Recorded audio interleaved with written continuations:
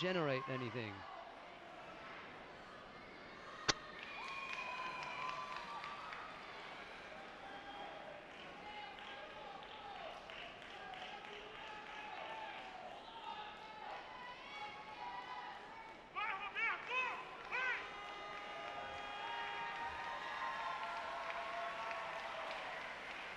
Just to let you know that on mat number 2, D'Artagnan Crockett has won his contest against Roberto Santos of Brazil.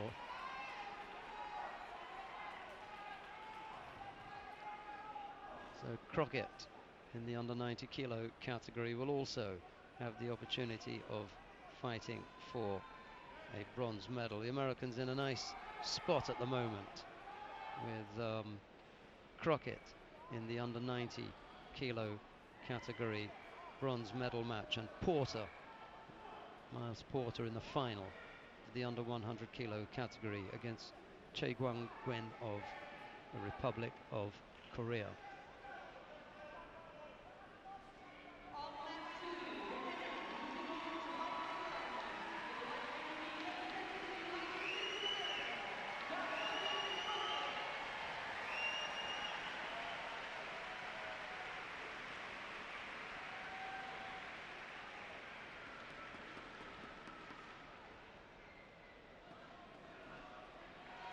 Just the one Yuko on the board at the moment, but if Park Jung-min's not careful, he's not going to make it to the end of this contest before he's disqualified. He hasn't really generated anything. Surprised that he's only picked up the 2. Well, he's just got the 1 penalty against him at the moment, but lucky to still be around.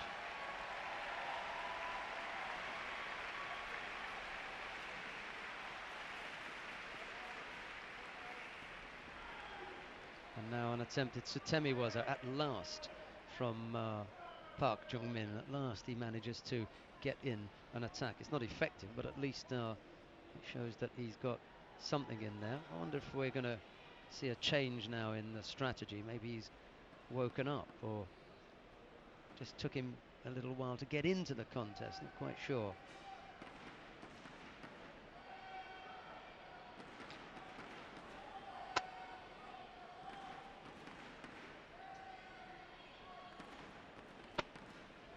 Back into the middle of the mat with the referee calling Hajime on the Iranian, just flicking out a right foot, not really any serious intent to attack with Ashiwaza, but he can't do a great deal. Absolutely can't work out what Park Jung-min is doing out there. Just standing almost stock still and with his arms outstretched. Maybe he's carrying an injury or something, I don't know, but he's really having a very difficult time out there. Picks up another warning, although he did have that 1 Sutemi-waza attack over on the right side of the competition area, which seems to have escaped the referee's notice.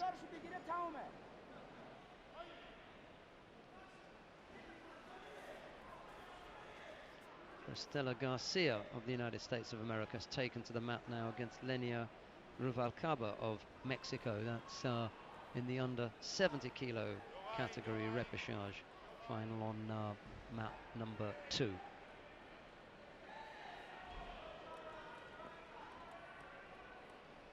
Estela Garcia and Katie Davis were sitting together in the break, having a good chat about various tactics and things and hopes for their contest. Well, unfortunately for Katie Davis, we saw her go out.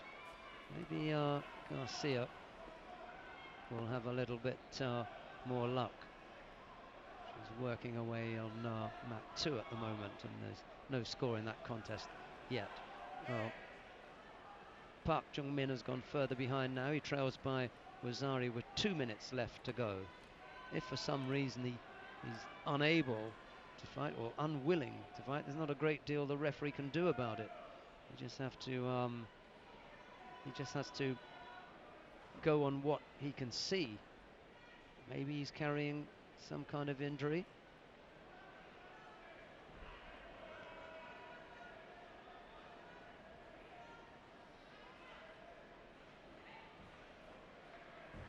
And both two of the judges think that he should go. And I think they're going to let him go on, maybe for one more exchange, but that'll be about it.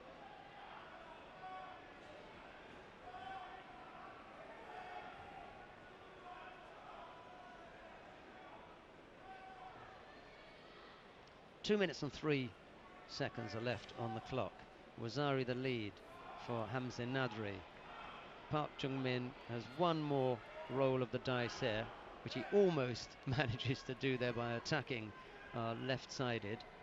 Even though it was a failed attack, it was at least an attack that he made. Minute 54 left to go now.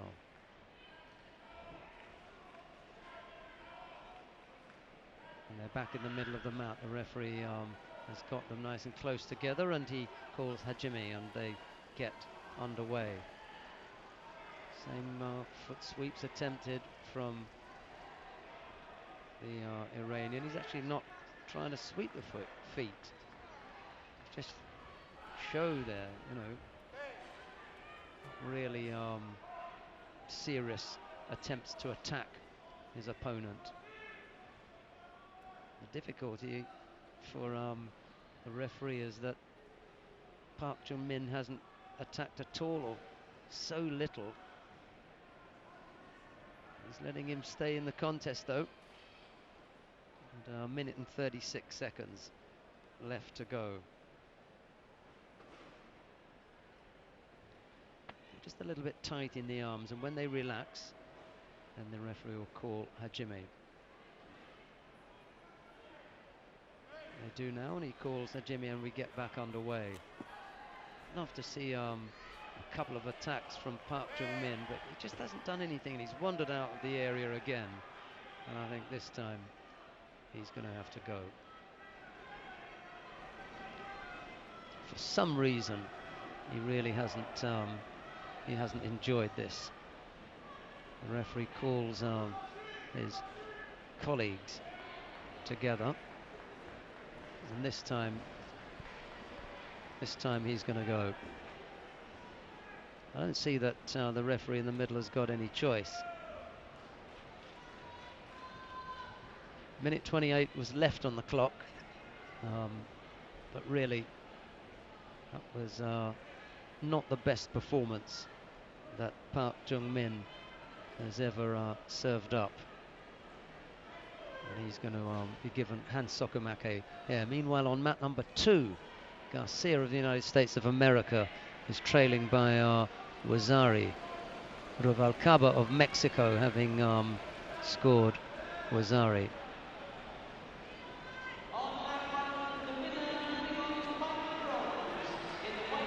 Now Garcia is going to pick up a warning, which gives a yuko to Rubalcaba of Mexico.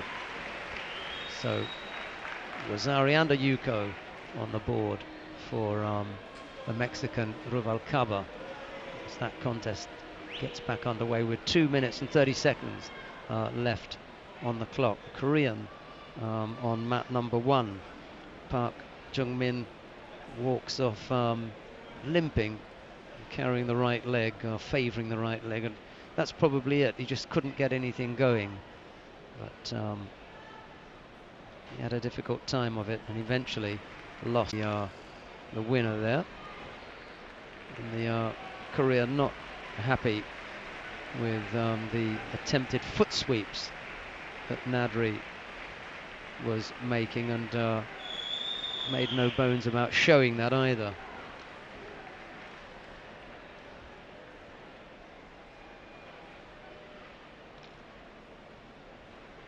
Well, the next two fighters to enter the arena. Who is it that we've got coming up for you next. Well, nothing on mat number 1 until the bronze medal matches. We're going to finish off the contest between Garcia and Ruvalcaba. That's got 1 minute and 40 seconds left to run, and it's the Mexican leading by Wazari here. I wonder if Garcia has got something left and she can manage to level things up. That would make for an interesting match. The referee's just called Hajime and brought them back to the middle of the mat.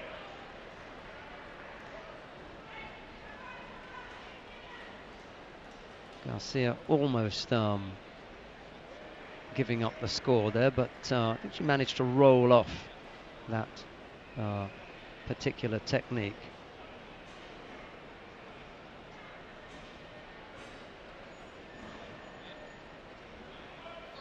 I'm not sure whether the referee who gave Wazari there, whether she's seen that the Wazari has been cancelled. Yep, she cancels it now.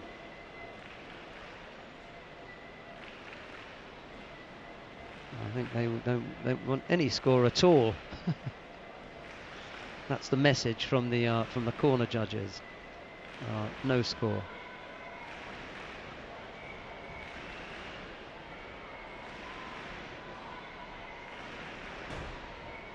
Well, they're having a discussion about that now. The referee and the 2 corner judges in the middle. I think the scoreboard is correct as it stands now.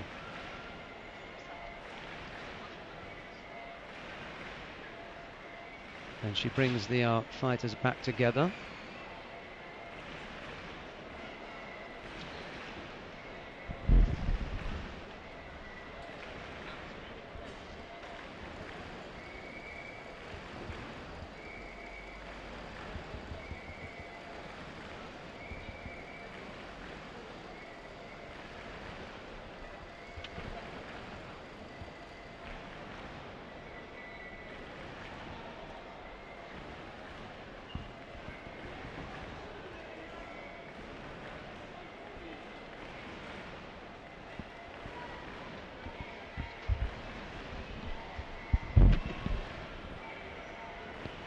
Well, they're back underway, and they've decided to put a Yuko up for Ruvalcaba. What do you do?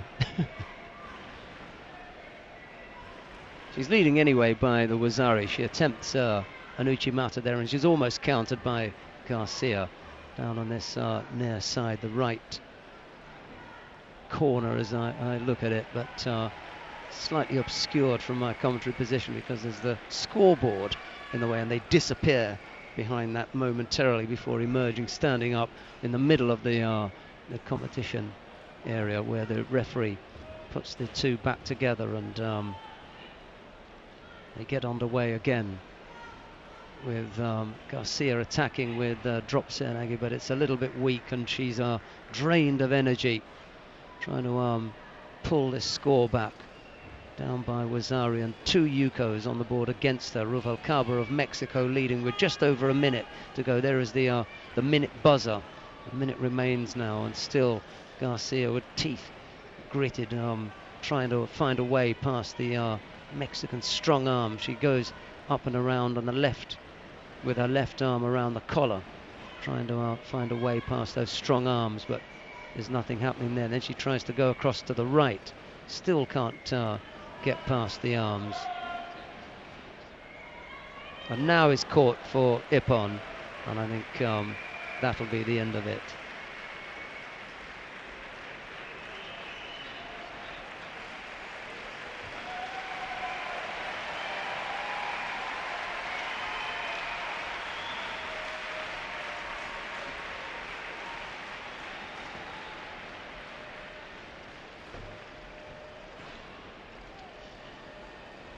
Ippon with Uchimata from Lenia Ruvalcaba. That was the winning score there.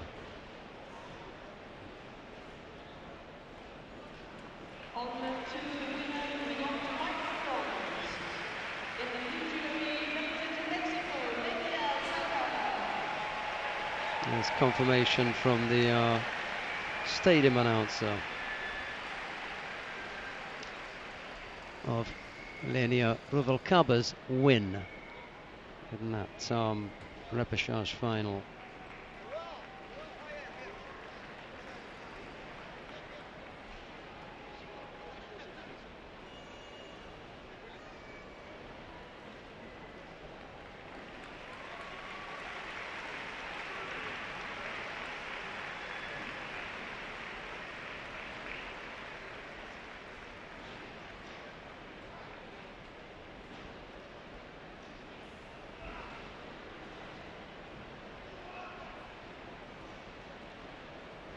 Well, the fighters leave the competition area now, and now we have the next pair coming on to the mat. That's in the men's under 100 kilo category.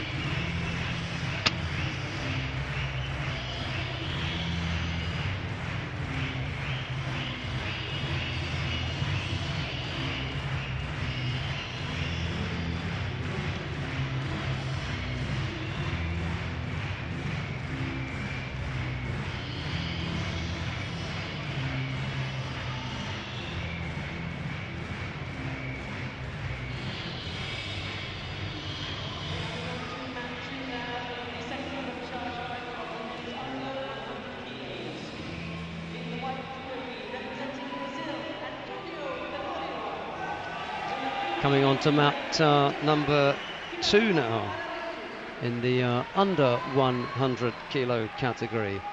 Antonio Tenorio of Brazil.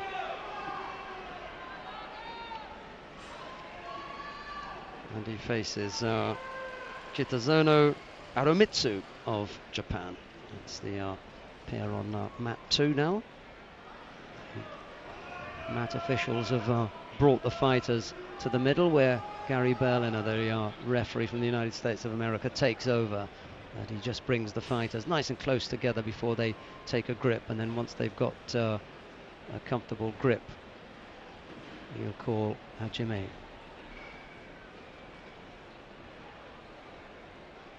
Just taking them a couple of seconds to settle down. They have now, and Hajime is called, and we get underway.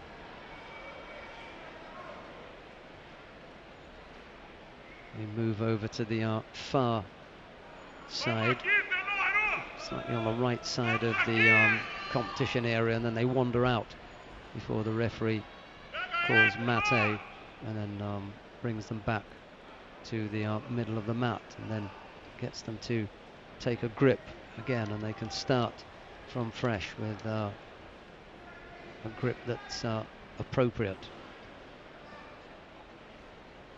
When the referee's satisfied, he calls Hajime, and they get going again with a little bit more action and a busy movement, but they get drawn over to the far side, and they wander out of the area yet again. The referee calls mate.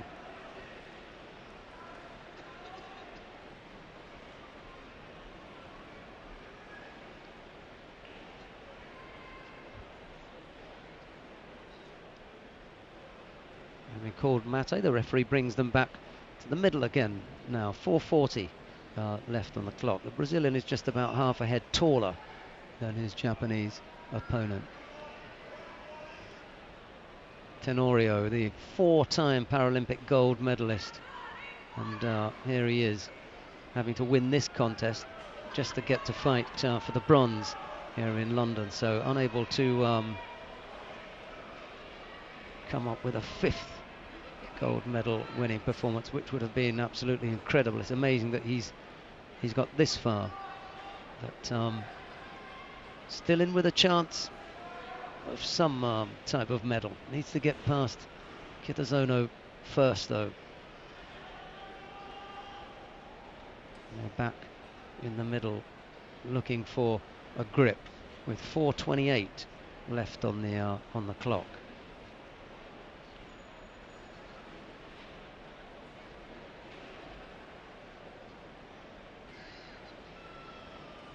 The referee calls Hajime, and they get back underway. And again, they drift off to that far side centre of the competition area, and then they go out of the arena.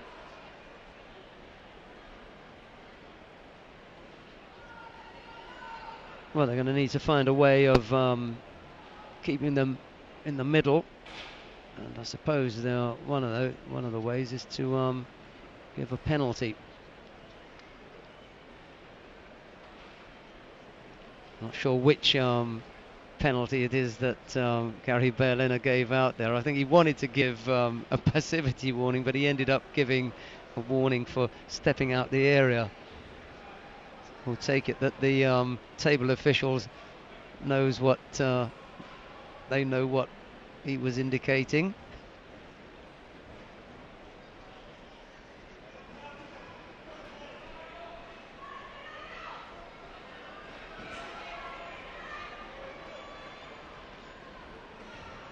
Well, they've gone over to that side again. Whether they're going to wander out once more, I'm not sure, but maybe that penalty wasn't enough.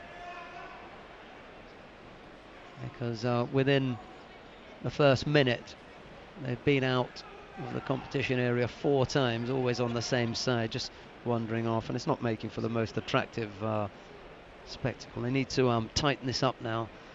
One or either of them has got to be a little bit more determined to stay in the competition area and carry out a bit of judo, because it's not pretty.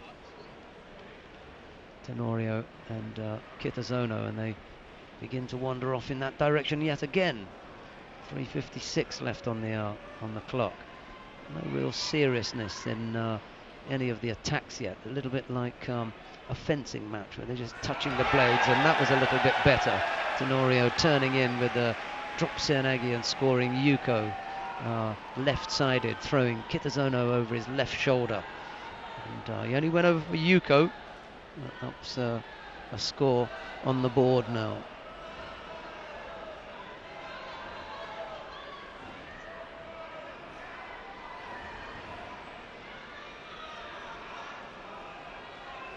And now a chance for Tenorio to work in the Iwaza, but there's nothing coming from there, and the referee calls mate.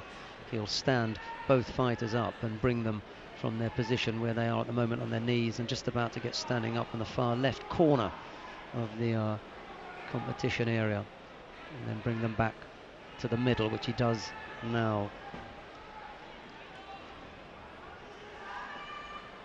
Now that they're back in the middle, they'll take hold, and hopefully this time, after that bit of action, we'll actually get a little more. Fighters are standing nice and close together, and they take a grip.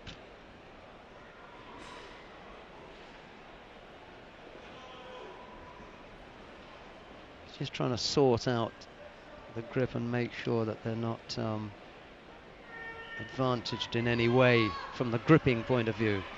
And when they move off to the far side again, there's some kind of magnet over there that keeps drawing them far off, away from us, and wandering off the area again.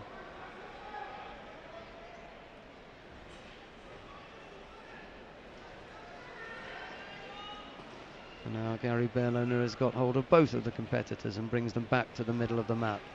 He steps back in order to award a Shido, and the Japanese competitor acknowledges that and nods again, his understanding that he's just been awarded a Shido. So Tenorio leads now by 2 Yukos. That's the lead at the moment. And now we're ready to get back underway with 3 minutes, and just 3 minutes on the clock. The first 2 minutes have been forgettable, I'm afraid. Not the best from either Tenorio or Kitazono. A little bit tight in the upper body, making it difficult to launch nice, big, attractive attacks. They still appear to be fascinated by going over to the far side of the tatami to carry out their judo there. One or other of the fighters must remain in the contest area in order for the contest to continue, but as soon as one of them leaves it, as soon as both fighters have left the confines of the danger area. That's the area marked out in a 1 meter square that surrounds an 8 by 8 meter yellow fighting area. Then the referee will call mate. That's the way the competition area is laid out. 8 by 8 meters in yellow. Then there's a 1 meter square all round danger area that's marked out in red, making the fighting area 10 by 10. That's the fighting area, and then there's a huge green area surrounding that. It's 5 meters wide, so very little chance of them wandering off this raised podium. And now Tenorio picks up a passivity warning.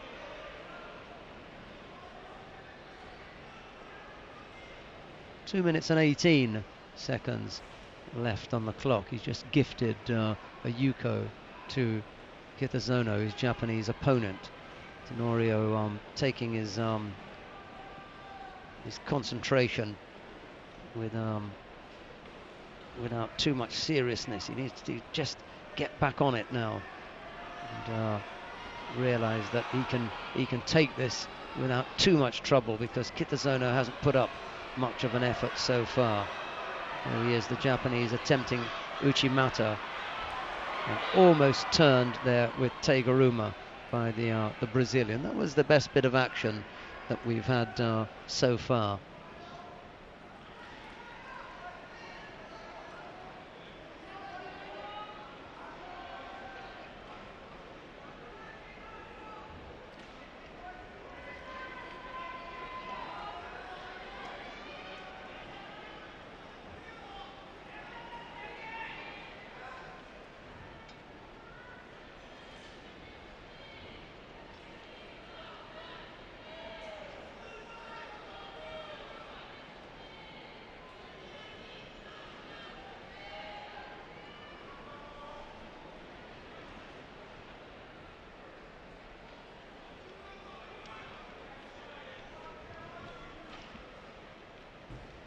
There's 1 minute and 58 seconds left on the clock, and Tenorio still leading by 2 yukos to 1. And here's a chance for a pickup as Kitazono tries a left Uchimata, and it's not really strong.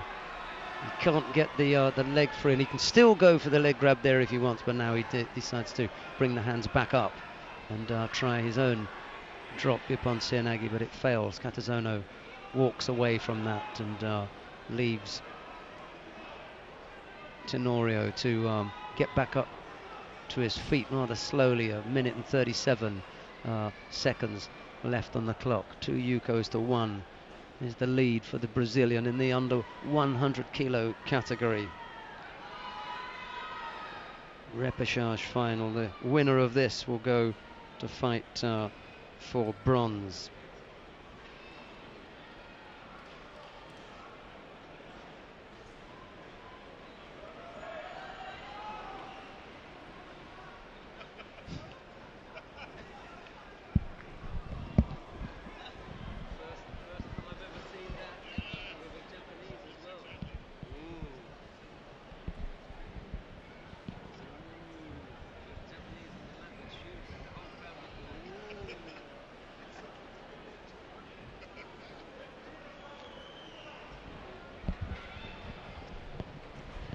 It was a rather, I don't know whether it's amusing or not, but there was a rather amusing moment when the Japanese physio was about to take to the mat, and he went on to administer some first aid with shoes on, and he was quickly told to leave the area by by everyone, and all the judoka in the crowd let out a collective ooh as he was ushered from the mat. I think they were more surprised that it was a Japanese that was attempting to enter the mat area with shoes rather than it was just a physio. Well, we're back underway. 1 minute 37 seconds left on the clock. Still Tenorio, well, he committed that error. He's let it slip, hasn't he? He was leading for so long, and then he's picked up a few penalties that have brought Kitazono back into it. And now, to his credit, Kitazono's going for it. He's not going to sit there with the lead just on the penalties. He's decided that he wants to throw a 4-time Paralympic champion and go out with some style here. Minute 21 left to go. Someone's going to go over shortly because there's very little energy left in either of them, and I suspect that it's going to be Tenorio. He looks pretty drained now. He's going back to his mark very, very slowly, and all of a sudden Kitazono looks galvanized and enthused and ready to take this one now. It's not going to be long now before he comes up with a winning technique. Minute and 21 left to go. Any minute, any second now, Gary Berliner will call Hajime and we'll be back underway. And he does now, and we're off and running with just over a minute to go. They're still wandering over to the far side. I've absolutely no idea what it is that fascinates them so much, that keeps drawing them over there. And the Japanese fighter Kitazono becoming a little bit animated and slightly frustrated that he can't keep Tenorio in the competition area, and if he's not careful, Tenorio, he'll pick up a penalty which will put him out of the competition, and he'll go home for the first time from a Paralympic Games medalist. 4 visits he's had to Paralympics and 4 gold medals he's taken, but this time he's on the verge of going out here. Minute and 10 left to go. We're underway again, and Kitazono looking aggressive, trying to shape some kind of attack, but he can't get his arms free. Ouchigari and an attempted ashiwaza, the ashibarai from Tenorio, brings Kitazono down and onto his front, but he doesn't score. He's got to put him on some part of the scoring part of the body, and it's not face down. He attempted to get engaged in Nievaza, but he hasn't looked that menacing or threatening on the ground, and the referee calls mate, and he stands both fighters up.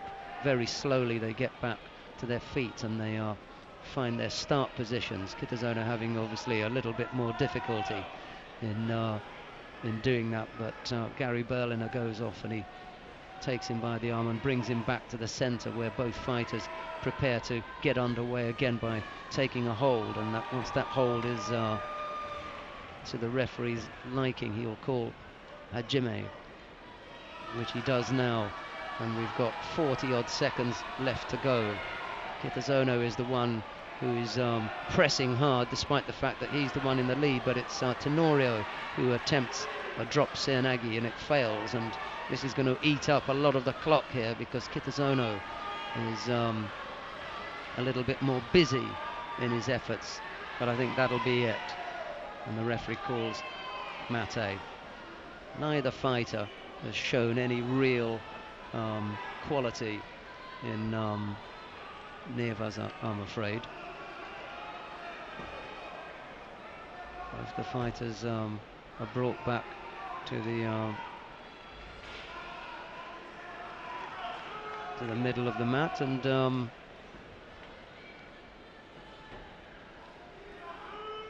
now the referee's going to give Kitazono a warning.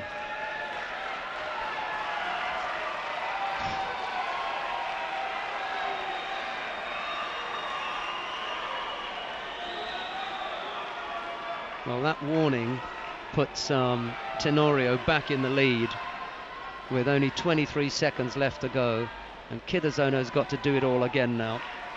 He attacks there with left Ouchigari, and the Brazilian steps off it. He attempts a couple of foot taps, but nothing serious. Kitazono's got to come up with something, and he's got to do it quick because the clock's ticking away. There's only 9 seconds left to go, and there's not going to be long enough now.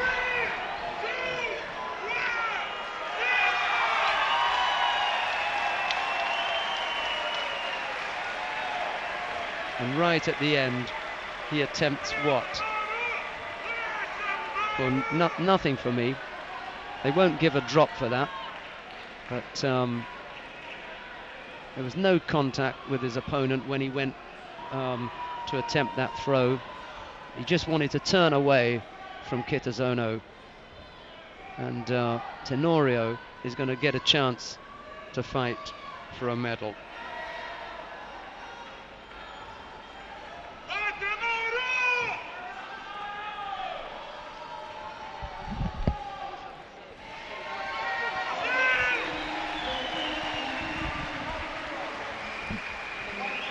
Well, much to the delight of the Brazilians in the crowd, Antonio Tenorio is still in the competition. It may not be gold, but he's still got a chance of a medal. Kitazono, unfortunately for the plucky and spirited Japanese, is out of the competition. However, if you saw the number of yellow cards that were on that board, you can't really complain. Should have produced something from a more positive side rather than hoping that you were going to get penalties to gift you the contest. Not the most attractive of fights, but in 3 days I can count maybe on 3 fingers the number of fights that I'd put down as not that good, and that has to go down as one of them. The rest of them have just been gripping, and maybe that's the thing. Maybe it would have been gripping if so many others had been tactical and technical and that sort of stuff, but we've had so many that were just action-packed, and it's a little bit of a surprise when you get one that's a bit of a dud.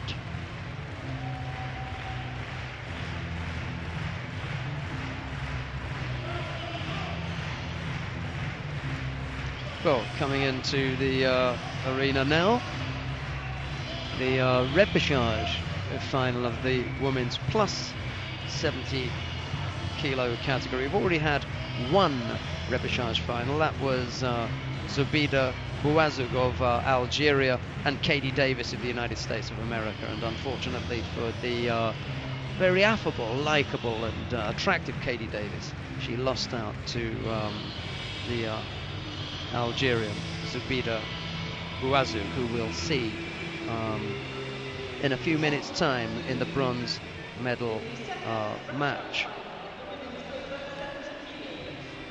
And if you want to see Katie Davis in another Paralympic competition, you'll have to wait until Rio 2016 when she says she's likely to give it another go.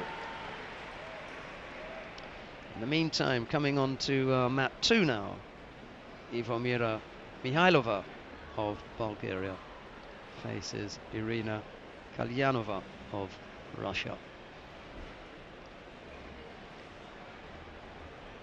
It's Mihailova in the white judogi and Kalyanova in blue.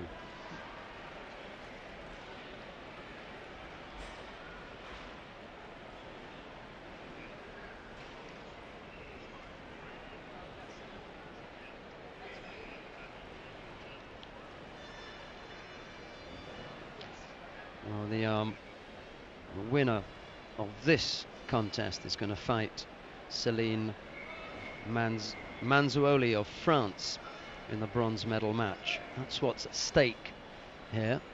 Win it and go and fight for bronze. Lose it and that's your day done. Both fighters are well aware of that. And, I think we'll a little bit surprised to see Mihailova down in the repechage. Some people had her down as a potential winner, or at least making her way to the final. But Nazan Akin has been inspired today. The little Turkish dynamo fighting way out of her normal weight. She's done a good job making it to the final. That's Akin of Turkey. She faces Yuan Yanping of China in the final. That's going to be a really tough job.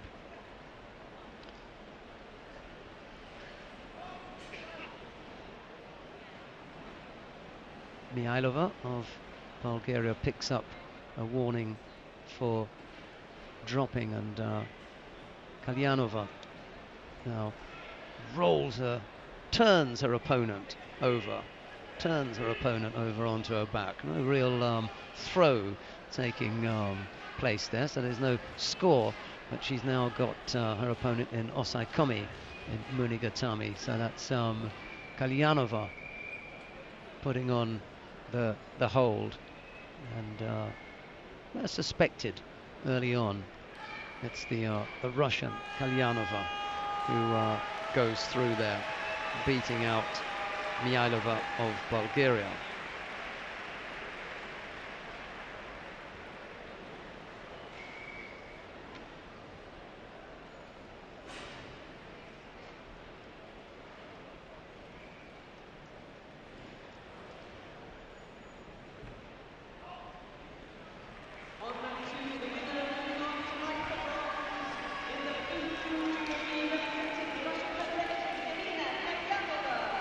Kalyanova will fight Manzuoli.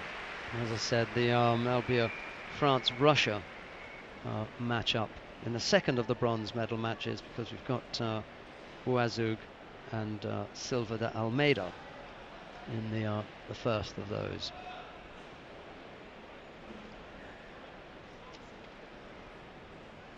Just looking over to see who it is that we're likely to get up next here on mat number 2. You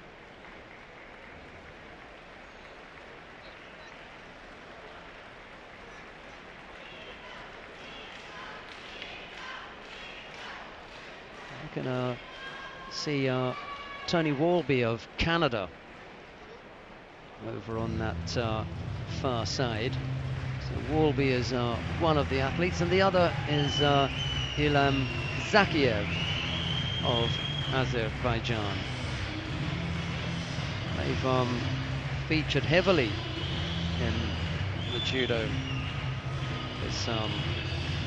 this weekend, Azerbaijan, and now we're going to get to see them in the men's plus 100 kilo repechage final.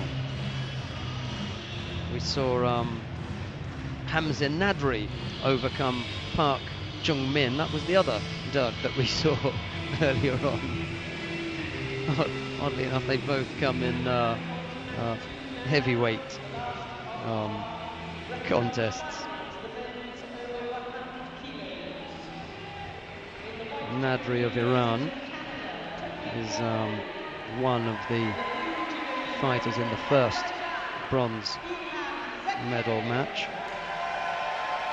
He faces Jimenez Dominguez of Cuba. And we'll find out which one of Walby and Zakiev will fight Silva of Brazil.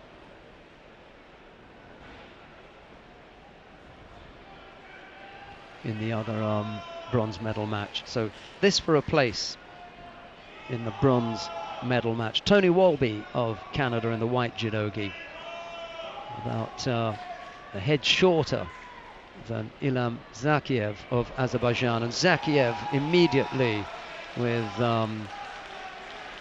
Anashi Waza bringing his man down onto his side to score Yuko.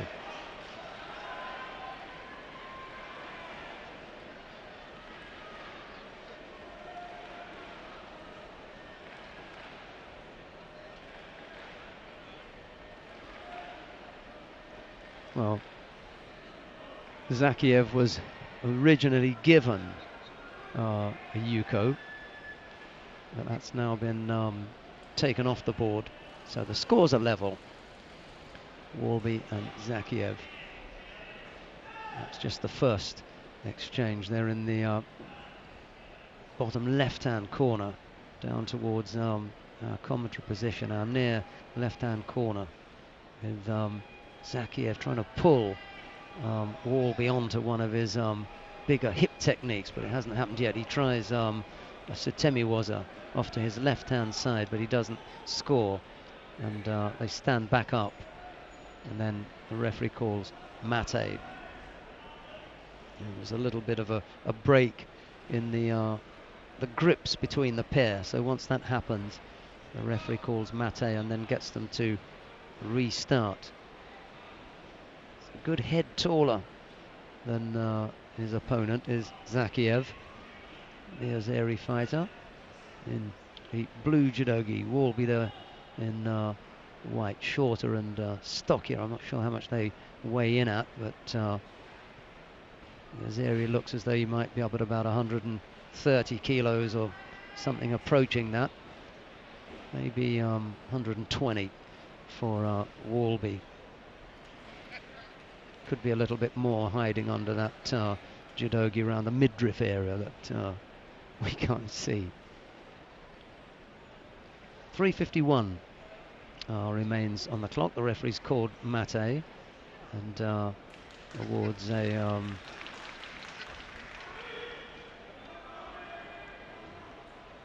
Shido to Walby. It's just a warning, and I think Zakiev may mistakenly have thought that he picked up the warning because he heard it, but he didn't see the warning, but he heard it and he bowed. So it's possible that he thinks that he was given the Shido, but I don't know how you would get round it. He must say, I suppose the referee would say Shido white. 3:32 left on the clock. Of course, if he didn't feel the physical warning, then maybe he'll realise, oh, it wasn't me after all. Neat bit of work there to turn his man over.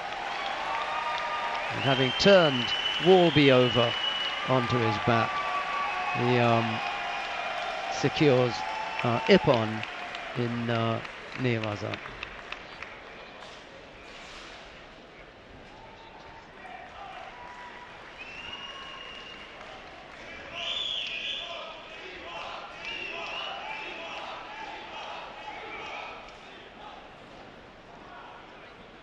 Well, Tony's still lying flat on his back. They're going to find out what it is that's ailing him. They can give Zakiev the decision and then bow and ask him to leave the tatami.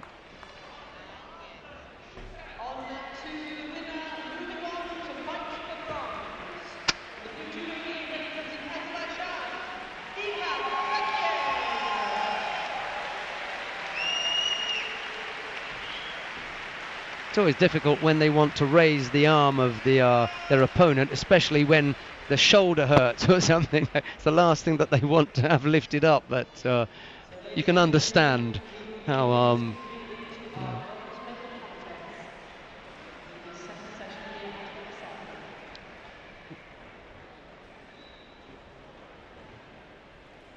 Zakiev scored with that drop-down rolling technique, and then looked to pin Tony Walby, and I think he had a shoulder injury, so Walby tapped out, and it was during the bowing at the end of the contest that Zakiev attempted to lift Walby's arm up into the air in celebration. And there the fighters, you can see now, leaving the arena, and there the next set of fighters coming in to the arena. That's Askare. This is the second bronze medal match is on mat number 2, and that's D'Artagnan Crockett of the United States of America, and he faces a tough contest against Oleg Kretsul of Russia. Kretsul is making his way very slowly to the mat, but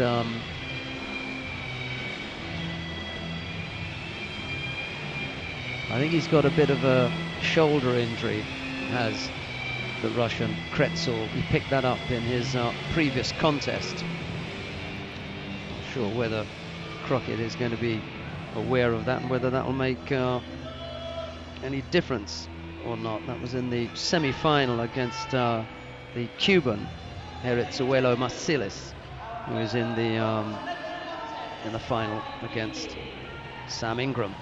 Well, we've got that to come in the under 90 kilo category, but here is Jorge Lencina of Argentina in the blue judogi.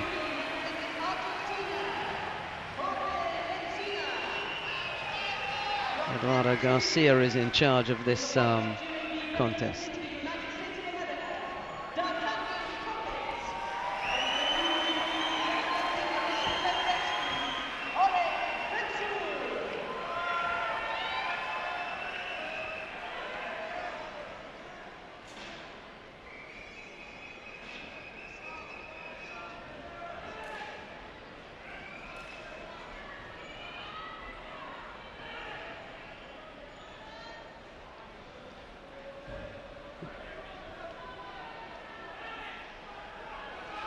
We're about to get underway here, and the taller Hani Asghari of Iran looks like the danger man here, taking his time to settle.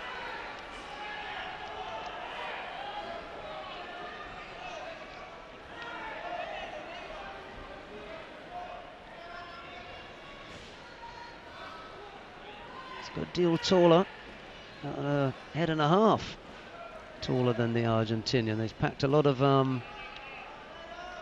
weight into that small frame, has Lencina.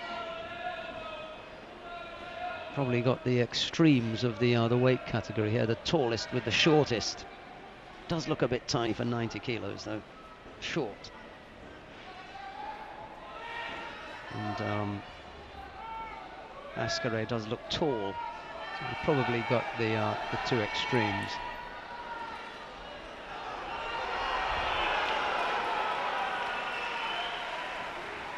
Asghari really taking his time here to work things out. He's got the legs free, and now there's the dorsal commis, but it's not tight. It wasn't tight at the top. A little bit surprised about that, because he's quite careful, quite methodical in everything that he does, and I'm surprised that he let that one slip. He's not the kind of fighter that normally lets things get away from him, but that one did. Two bronze medal matches taking place right now. Hani Asghari of Iran, Jorge Lencina. Oh, Ochigari on mat 2 from D'Artagnan Crockett.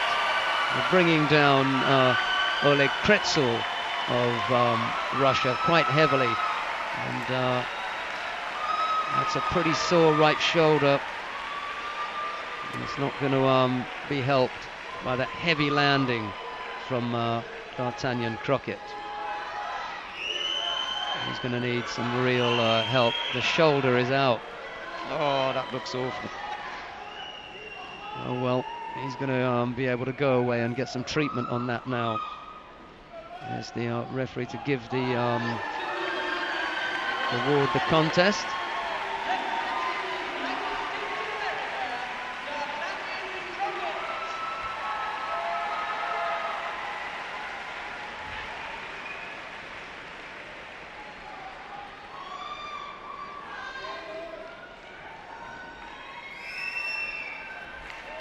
Well, Crockett is the bronze medalist. That's on mat number 2. The Russian is going to need some attention to that injured shoulder. We're back on mat number 1 here with Asghari, nice and tall, leggy fighter, way taller than the shorter Jorge Lencina. Tries a little movement, shaping to go one way and then the other, but it doesn't fool either fighter. Both of them had a look. A nice Yoko Otoshi right-sided attempt from the Argentinian, but doesn't quite get the right leg out far enough, and pulling down with the hands. That doesn't work on this occasion.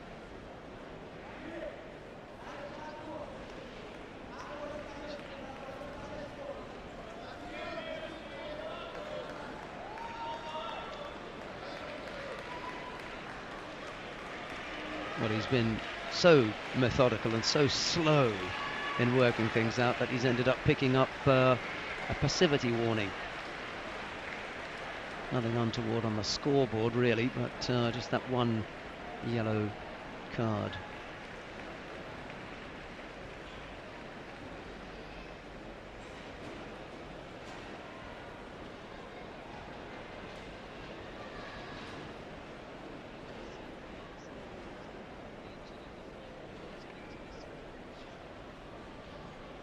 Two minutes and 56 seconds left on the clock. Both fighters are standing in the middle now, with Ascari almost looking down on Lencina, the Argentinian.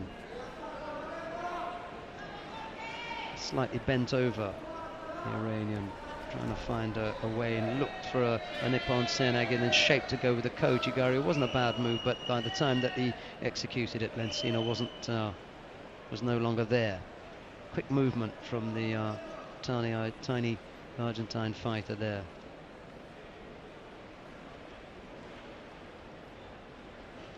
.242 left to go. Referee calls Hajime and they get back underway. Still, the Iranian bent over a little bit. Really wants to be a little bit more upright if he can. That looks a little bit better. Now, Jorge Lencina with the right arm wrapped around his opponent's waist, but he doesn't make anything of it. 2:22 left on the clock. Ascari and Lencina. The referee brings both fighters back to the middle and invites them to take a hold. Find comfortable places to take a grip. The referee just trying to get the fighters to stand in a better and more fair posture, but once he's happy with that, he will get them started.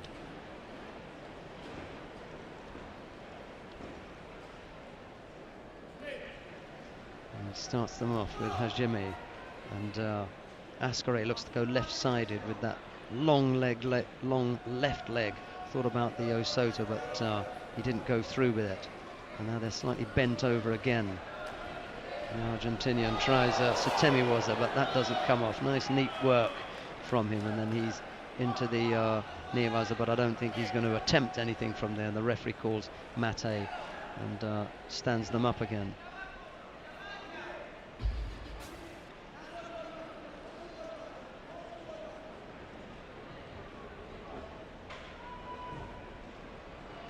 Tried the Yoko Tomoinagi left-sided, but didn't get any of the scoring part of his opponent's body onto the mat.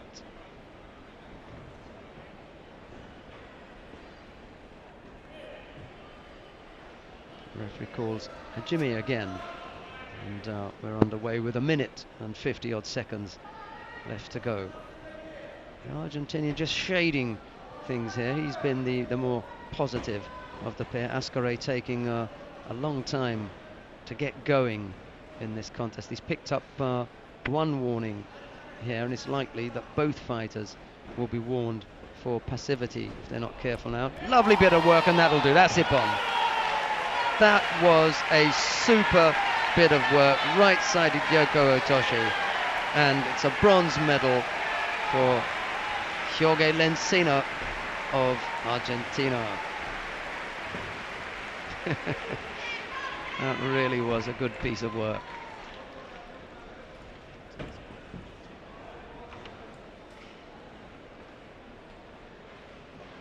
Well, he'd threatened with that a little bit earlier on, and I remember saying that he needed to get the right leg a bit further across, and when he did, he was able to bring his opponent down for Ippon. So the first of the bronze medals went to D'Artagnan Crockett, who defeated his Oleg Kretzel of Russia. That was neatly done. Really good work there. Stayed close to his opponent, just in case there was only a Wazari. He was there where the Osai was. I didn't need it in the end. First bronze medal went to Crockett and the second to Lencina. Leaves the arena, and almost immediately we have the entry of Arina Kachan of Belarus. She faces Zhou Qian of China. This then for the bronze medal in the under 70 kilo category. There's a second bronze medal match in the meantime, taking place on mat 2, and that's Lenia Ruvalcaba of Mexico. She faces Jabo Nicolet of Hungary.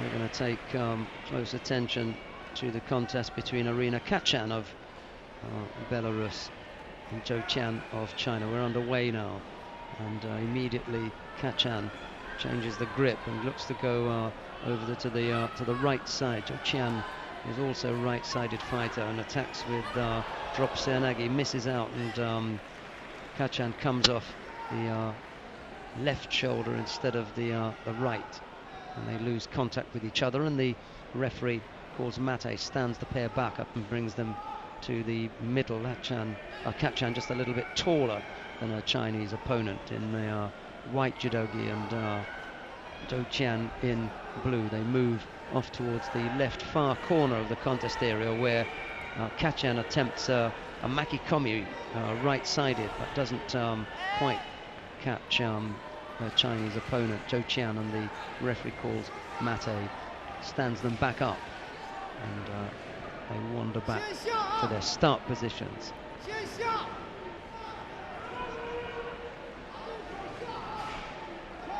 Marie-Lise Clement is the referee. She gets them started again in the middle, and they circle around each other, stepping left, right, and a makikomi this time from Zhou Qian, and then a ko-uchigari in the other direction, and an osotogari, and now a makikomi again.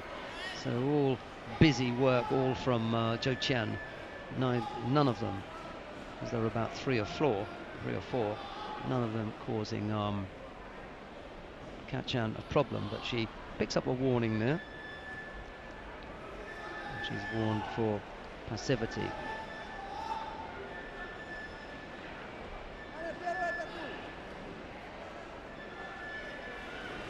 Having received the passivity warning, the referee calls Jimmy, and we get back underway. And Ouchigari is tempted by Zhou Qian, and now another seoinage, and again she overworks this one, and Kachan goes off the left shoulder instead of the right, and there's no score. 3 minutes 52 seconds left on the clock, no score as yet. The referee brings them back into the middle. She hasn't had any difficulty in getting them started fairly quickly, and she goes again, Hajime, and they get back underway with 3:50 left on the clock. Makikomi was attempted there by the Belarusian, but it didn't work, and the counter was Taniotoshi, and that failed to bring Kachan down onto the scoring part of her body. She landed face down and on her front, so no score there, and the Chinese unable to come up with anything in Nevaz as she decides to leave it on this occasion. She stands up herself, and the referee then calls mate, bringing both the fighters back to the middle, where they take a grip, and the grip is a good one, and Marie-Lise Clement gets them underway quickly with 3:28 left on the clock. They move over to the left side, middle of the contest area, and the Chinese tries a makikomi, and that fails, but on standing up from the makikomi she comes in with ko-uchigaki, and that scores with yuko. the Belarusian going over onto her side after the second attack, the first being the Makikomi. No, Ippon Seoinage was the first attack, and then the Koji Gaki is what brought Kachan down onto her side. So nice combination from Zhou Qian. She leads by a yuko with 3:17 left on the clock, and on mat number 2, the other bronze medal match, Jabo Nicolet leads by Wazari over Lenia Ruvalcaba of Mexico in that bronze medal match. Another Seoinage attempt from Zhou Qian, but this one doesn't score. Mind you, the other one didn't score. It was a combination that had the second part of the combination was the Kochigaki as the scoring technique, and this time the Belarusian is given a penalty which puts Zhou Qian further in the lead. 2 yukos on the board now for the Chinese. 3 minutes and 7 seconds left to go. The fighters are back in the middle. The referee calls Hajime, and both fighters wander off to the left side where Zhou Qian tries a Makikomi and is almost caught there with a slow counter from a slightly weak Makikomi.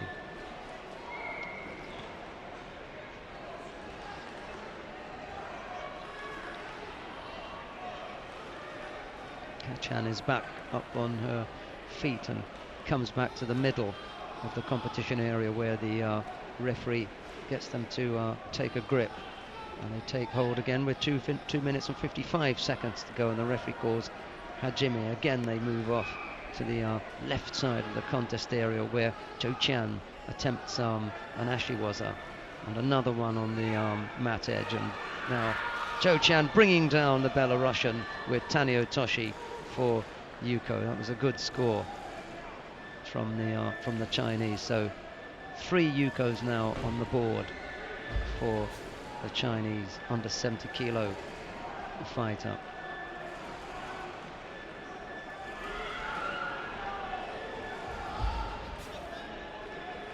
.238 left on the clock as they restart the contest from the centre, again moving off to the left. This time Zhou Qian brings the fight back to the centre, and Kachan follows her, but they then slip out of the area down in this close to us on this near side in the centre. Zhou Qian picks up a warning for wandering out of the area with 2 minutes and 24 seconds left to go. Big grip now from Kachan over the back on one side, and she needs to go quickly into the attack, but she doesn't, and it's Zhou Qian who attacks, but unsuccessfully, right-sided, and she falls on her face, and Kachan follows her to the tatami but decides not to attack in Nevaza, and the referee calls mate, and will stand the 2 fighters back up. They're still on the adjoining mat, 1 minute and 3 seconds left to go. Jabo Nicolet leads by Wazari over Lenia Ruvalcaba of Mexico.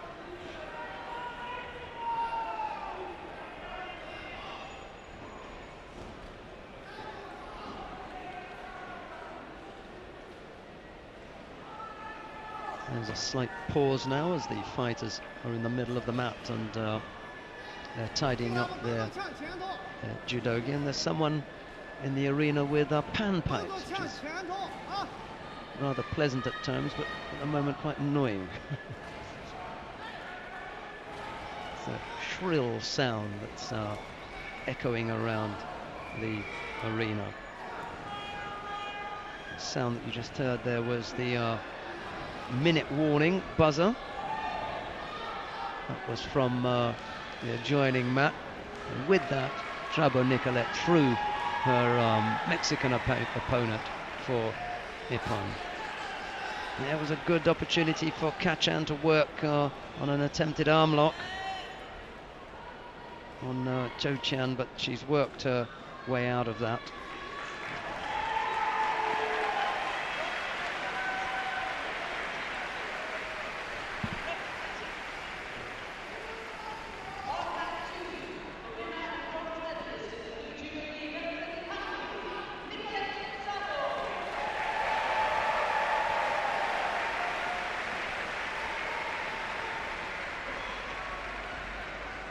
Minute 27 seconds left to go, and still some time for Kachan to do something in this contest. We just had the result on mat number 2.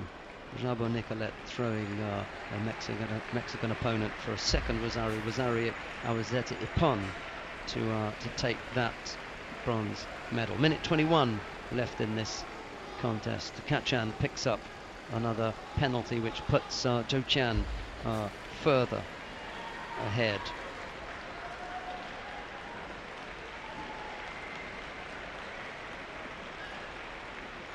We're back underway with both fighters in the middle, and there's a big right-handed grip that's gone over the back from the Belarusian Kachan, but she fails to come up with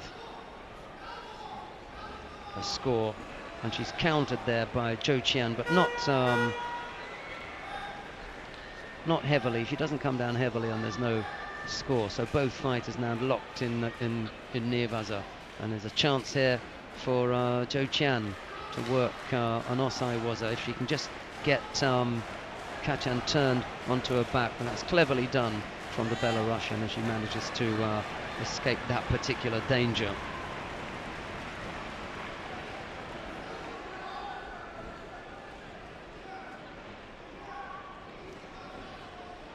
Kachan gets to her feet slowly. You see that there's 40 seconds left on the clock.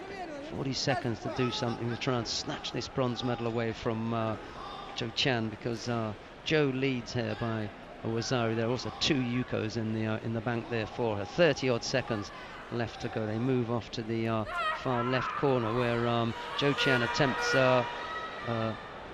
Seonagi and is almost countered herself. But she just managed to pull Zhou Qian on top of her extended leg, so there was no score there. It's the last few seconds here, 15 seconds left to go, and Zhou Qian hanging on for dear life here with that right leg of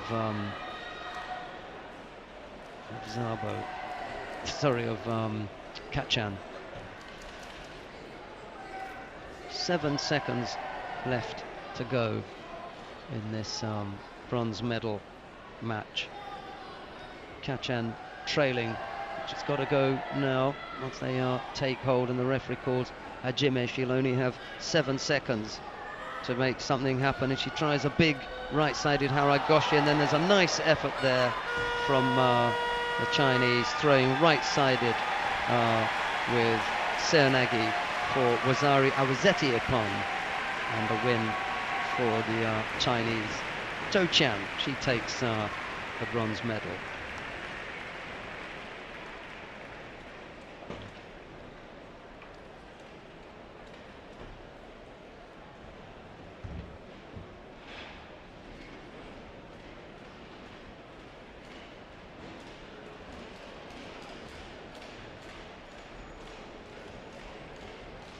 So a lot of work from both fighters in that contest. Kachan and Zhou, but Zhou was the one who was able to translate that work into scores, and eventually came up as the winner. She'll take a bronze medal back to China with her, and Kachan will have to settle for 5th place.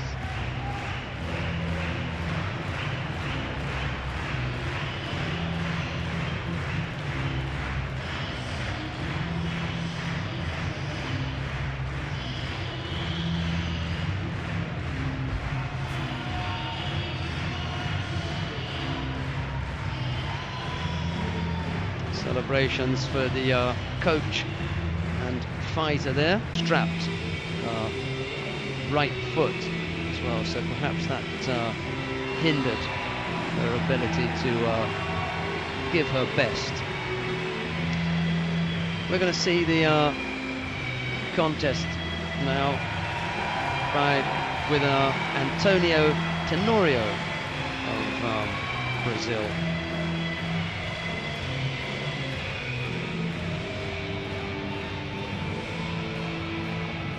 He He faces Hamed Alizadeh of Iran.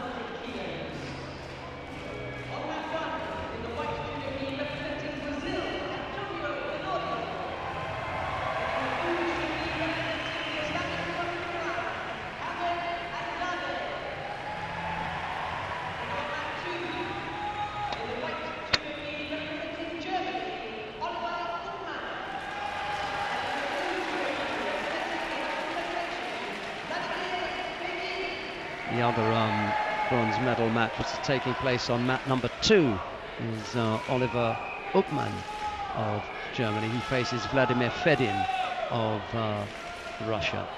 That's the other bronze medal match in this under 100 kilo category.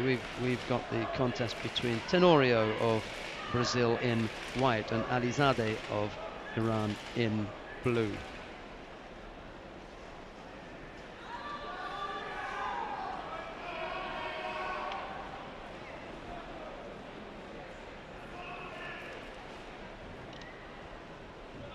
Waiting for the referee to be comfortable with the grips, then we'll call Hajime and get things underway, and we are now with Tenorio and Alizadeh. The Iranians have been thereabouts with their heavier fighters today. See a couple of them.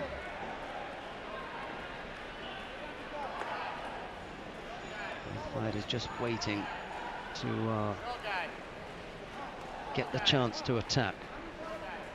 Neither yet prepared to create something and make something happen. They move slowly from left to right, a couple of foot taps, and then right to left, and a couple of foot taps, and they do that a couple of times, and then they speed up the almost dance-like routine in moving left to right and then right to left. And I think the referee's seen enough of the shadow dancing, and he brings an end to it, calls a mate, and gives both fighters a warning for passivity. So both fighters need to step up the rate of attacks. 4:14 left on the clock, and neither fighter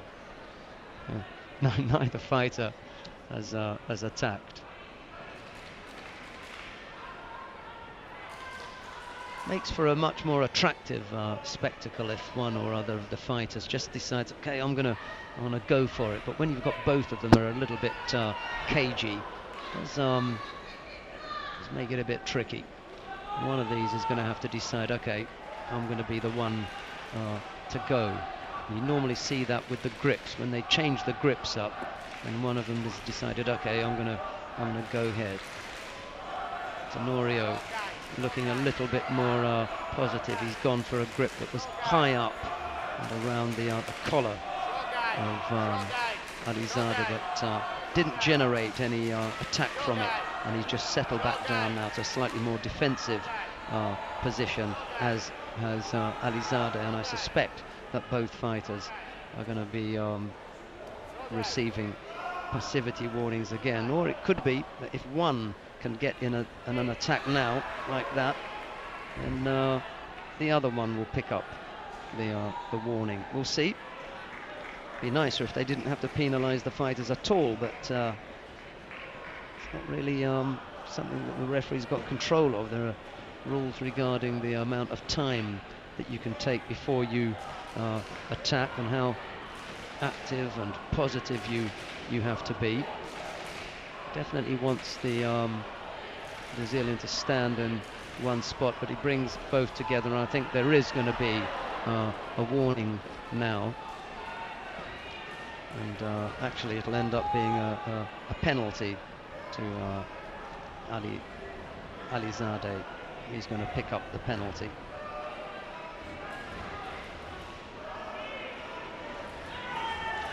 Alizadeh falls behind. Tenorio is a yuko to the good now, so it's the Brazilian leading by a yuko with 3 minutes and 24 seconds left on the clock. Oliver Uckmann of Germany and Vladimir Fedin of Russia are involved in their own contest on mat number 2. That's for the other bronze medal, but there is no score in that one yet, and there are 3 minutes 57 seconds left to run there. We're back underway with Alizadeh and Tenorio. 3:17 left here.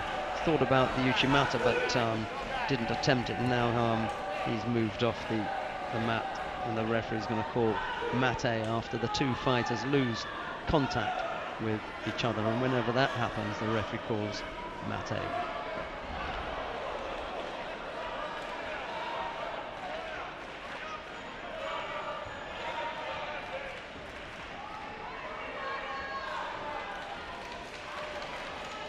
Vladimir Fedin has just taken the lead on mat number 2, scoring Yuko with an Ashiwaza with 3 minutes and 45 seconds left to go against Oliver Uppmann of Germany. So Fedin leading by Yuko with 3:45 left on the clock. Yeah, we're back underway with Tenorio and Alizadeh.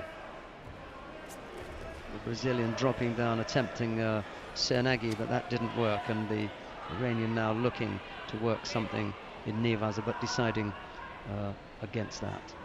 Both fighters stand back up, and the Portuguese referee Eduardo Garcia brings them back to the middle, has them ready to take a grip. The Brazilian Tenorio glistening with sweat from his exertions. 2 minutes 54 seconds left to go. Still that single Yuko the lead to Tenorio of Brazil. Now they're ready, and the referee calls Hajime, and we get back underway with the Iranian trying to stand Tenorio up, looking to attack him there with Ojigari, but not with any real seriousness, and certainly no result. Tenorio with a rather weak looking left-sided drop Cernaghi, and Alizadeh steps round that to his left and avoids that quite easily, and with the contact broken, the referee calls mate, stands both fighters back up and brings them to the middle again, where they begin to, and it was that weak that he's picked up a drop for it, and it's been that poor with attacks that Alizadeh has picked up a passivity warning, which has Tenorio quite bizarrely being warned but going ahead. So that's the way that worked.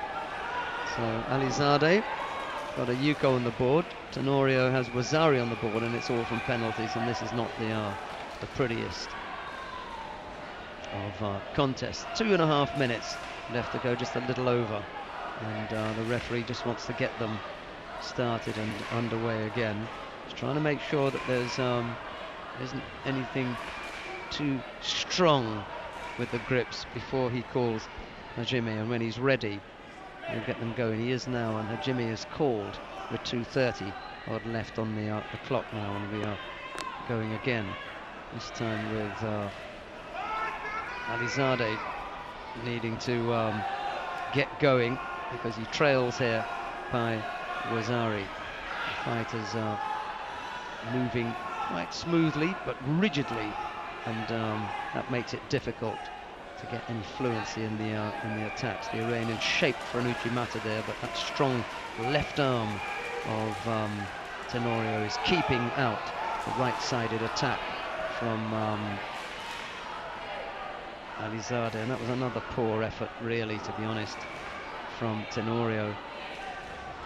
Not sure that he's going to avoid getting away with a drop there. I haven't seen the signal from the corner judges. Maybe they're going to let that one go with 1 minute and 53 seconds left to go, and the referee brings both fighters together. He's got the hands up now and ready to get them to settle on a grip, and when he's got them standing nice and upright, he'll call Hajime, which he does now with 1 minute and 52 seconds left on the board, and we're back underway with the Iranian again looking for an opening. This time the Brazilian's got his hands a little bit closer up and the elbows bent, and Hamid Alizadeh looks for an opening with his right hand going higher up on the lapel, up towards almost the collar of Tenorio, but he can't make anything work from it. Trying to have a go at Samashi but that isn't successful because he's not really moving his opponent. He's just picking away at his legs. There's just over a minute left to go here. No real turn or movement from Hamid Alizadeh, and he can't generate anything. Yeah. The referee has called Mate. He's brought his corner judges in to determine what he should do about this. If he penalises both of them, then Tenorio will win. That's the way it worked last time when he called Mate. I suspect that he would penalise Hamid Alizadeh. Yeah, as well, and that would gift the contest to Tenorio. So Tenorio it is who takes the bronze medal. Yeah, they didn't want to get involved in a real fight, and as a result, the referee brought that contest to an end. Consulted the judges, and I suspect that what was said was, look, you know, they're both as bad as each other today. What can we do? And they decided to give both fighters a penalty, but Alizadeh, having already been penalised 3 times before, that put him out of the contest. Tenorio it is who medals here in London, having medalled in Beijing. Take the second of the bronze medals. Bronze medalists are Tenorio and Fedim of Russia. The Brazilian leaves the arena, and presumably for the last time as a Paralympian, having now won 5 Paralympic medals. Atlanta, Sydney, Athens, Beijing and London. 70 kilo category fighters coming into the arena for their bronze medal matches. And the contest that we're going to be seeing on mat number 1 is Zubida Bouazouk of Algeria, and her Brazilian opponent is Diane Silva de Almeida.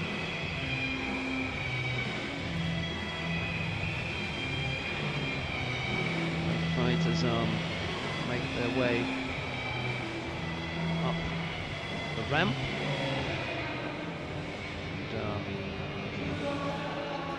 Bouazouk was escorted onto the mat, as is Celine Manzulli. I don't know why I said Silva de Almeida, but beg your pardon, that was my fault.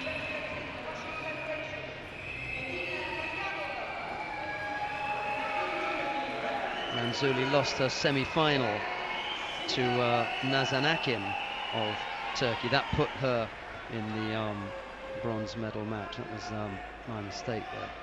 Be getting underway in a moment after they take hold, and it'll be Bouazouk in the white judogi, the shorter of the two, and Celine Manzuoli in blue.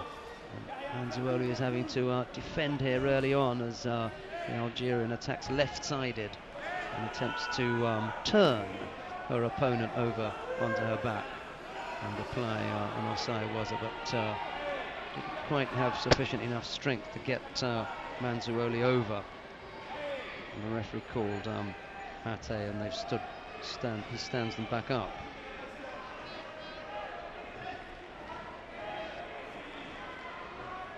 They're back in the middle and taking hold now. And when he's ready, we'll call Hajime and we'll get back underway. On mat number 2, I'll let you know about the second of the bronze medal matches in a moment. The Algerian again going left-sided and looking to attack Manzuoli. Can't come up with a throwing technique to bring her over yet. Yes, she does now. That's Yuko Makikomi it was that's brought her down, and if she's just careful with the top half of the body, she can go into Osai Komi here. I think that might be good. Manzuoli can't get off her back, and if she can't get off her back, then that's Osai Komi. Needs to push her a little bit further. You can't. Couldn't quite get her onto her back. Couldn't quite get Manzuoli onto her back, but the Yuko is the score. The contest on mat number 2, the other bronze medal match, is Irina Kalyanova of Russia, and she faces Diane Silva de Almeida. That's who I'd mentioned earlier on. Had her on the wrong mat, saw her name down on the sheet, but she's over on mat number 2, and she leads by Wazari with 4 minutes left in that contest. Well, we're underway again, and left-sided attempt. Koshiguruma again from Buazu. She scored with Makikomi last time. Started off from that position and then just slipped the arm over and managed to bring her opponent down. This time she doesn't, and there's 3 minutes 57 seconds left on the clock. There's plenty of time for this contest to develop. We'll see where it goes, whether Manzuoli will come up and attack. She picks up the passivity warning, and the referee indicates that by rolling his hands over and around themselves, and then takes hold of Manzuoli's hands and does a similar action, so that she's aware that she's been given a passivity warning, and this should galvanize her into action. But there's another Koshiguruma attempt there from the shorter Algerian Zubida Bouazou, but it doesn't score, and now she has to defend in Nivaza as Manzuoli attempts to turn her opponent over, but without any success, and the referee calls mate, stands the two of them up, and they come back to the middle of the mat, where the referee gets them to take a hold again. 3 minutes 38 on the clock.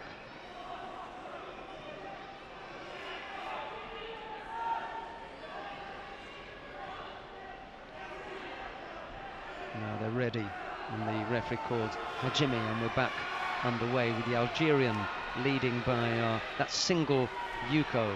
Got to be careful. Now she attacks that leg. She tries the Makikomi again, and this time it works for Wazari. That was a much better score, and if she can just turn onto her front instead of pushing on the back, that'll be much better for her. She needs to turn the legs. The legs are the wrong way around. That's unfortunate. She just doesn't feel strong enough to do that. She's really just freezing things there. I don't think he's going to call Osai Komi from there. No, he calls mate instead. Well, it's easy for me to say from here. She probably didn't feel that she was in the best position or strong enough to do that, but she leads now by Wazari. Determined, really determined effort there at Makikomi. And scores Wazari. So that's the lead for Bouazou over Manzuoli. Manzuoli's going to have to get going. There's plenty of time, but she doesn't want to get thrown again, and Bouazou looks like the kind of fighter that's not going to stop until she's thrown again. Here she goes again, left-sided. It's worked for her on a few occasions, that Makikomi, so she's going to keep trying it. There she goes again. It's slow and rather deliberate, and Manzuoli can see it coming, but she can't stop it. And Manzuoli hasn't been able to work anything in Nivaza either, so it's likely that the referee will call mate and get the fighters to come back to the middle. On mat number 2, Irina Kalyanova of Russia trails Diane Silva de Almeida by Wazari.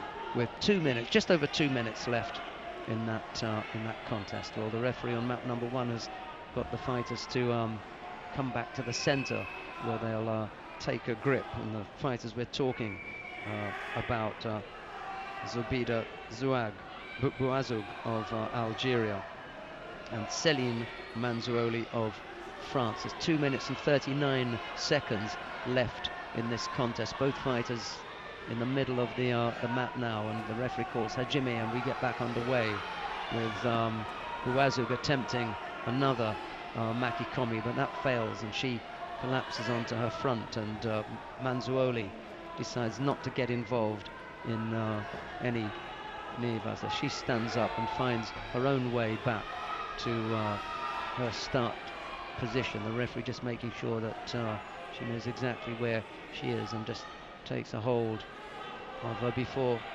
issuing a passivity warning, which adds to her woes, because there's now another Yuko on the board, a Wazari, and 2 Yukos on the board there.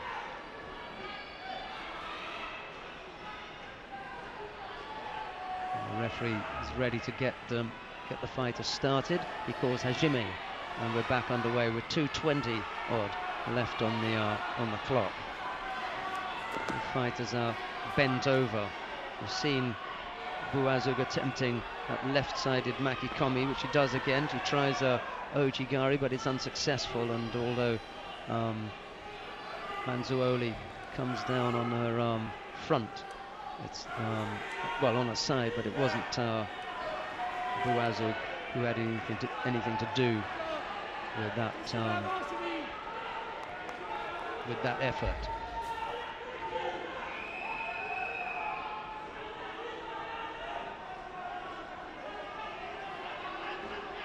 This is the action we were talking about. And they're away cleanly.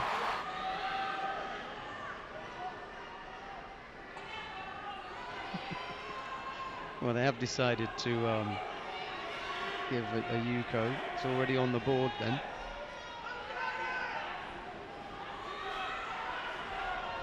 Just over 2 minutes left to go.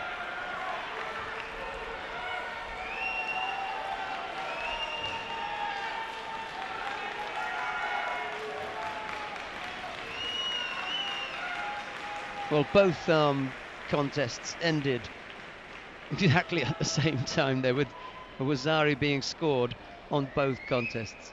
Kalyanova of Russia throwing Diane Silva, and Bouazoug throwing Manzouoli.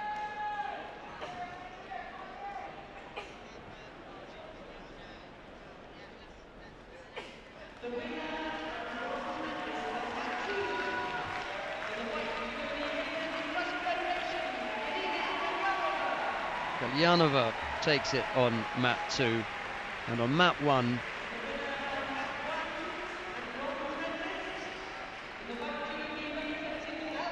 Bouazoug of Algeria takes that bronze medal.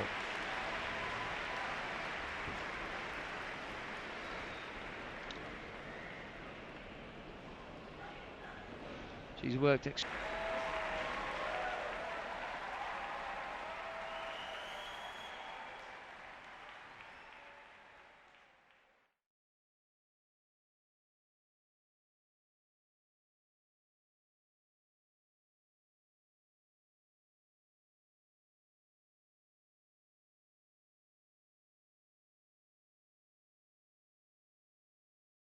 got a world record in the field, and now a world record on the track. And there he is, a very, very happy man, Jason Smith of Ireland, just 25 years of age, in the T13 category 100 metres. So in Beijing, we'll just reflect back for him. He won the 100 metres in 10:62 to take the gold in Beijing. So now he's got the double, faster by just under 0.2 of a second. He also took out the 200 metres with a time of 20.